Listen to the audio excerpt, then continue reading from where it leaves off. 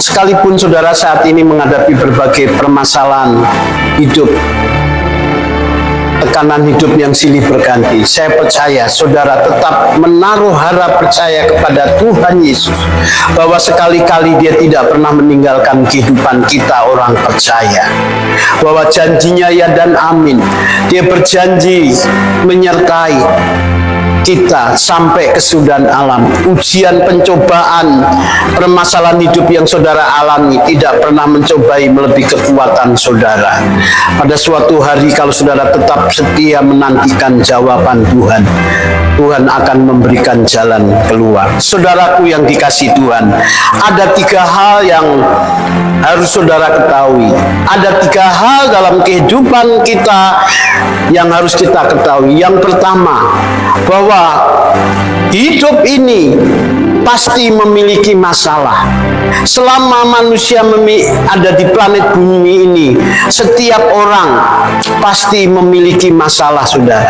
Memang ada masalah-masalah yang tidak bisa kita selesaikan dengan kekuatan kita. Ada masalah-masalah begitu berat menimpa hidup kita.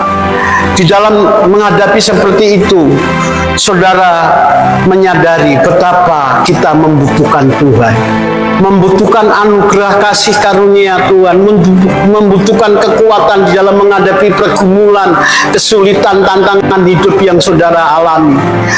Kadang-kadang kita merasa tidak ada jalan keluar, kita merasa seorang diri, tapi sesungguhnya Tuhan tahu semua yang terjadi itu ada di dalam kontrol Tuhan.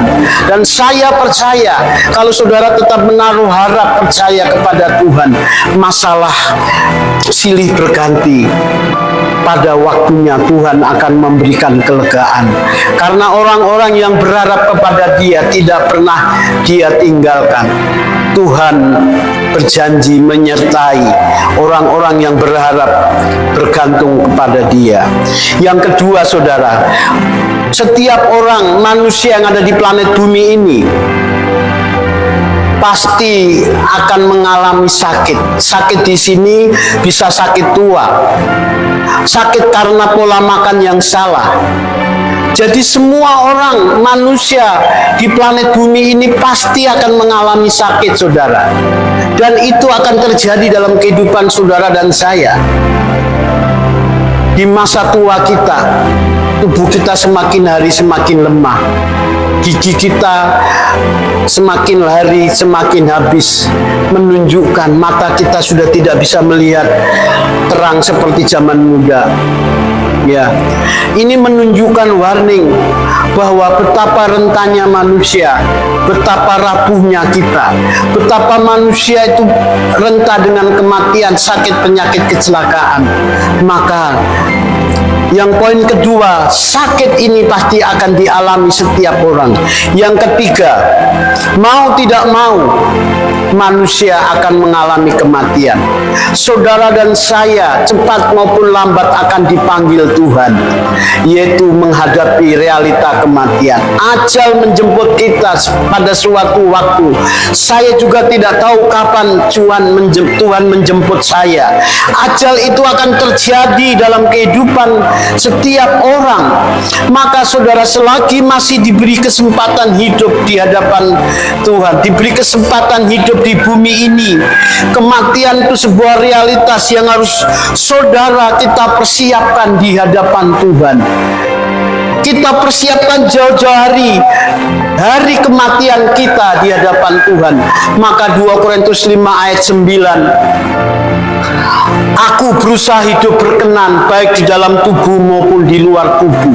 2 Korintus 5 ayat 9. Ini Rasul Paulus mengatakan dia berusaha hidup berkenan baik di dalam tubuh maupun di luar tubuhnya, karena di dalam tubuh itu paling kuat 70, kalau kuat 80 tahun. Habis itu Rasul Paulus menghadapi realita kekekalan. Jadi berkenan itu dimulai di bumi ini, agar waktu Rasul Paulus nanti menghadap Tuhan, dia hidup berkenan kekal di surga, kekal selama-lamanya.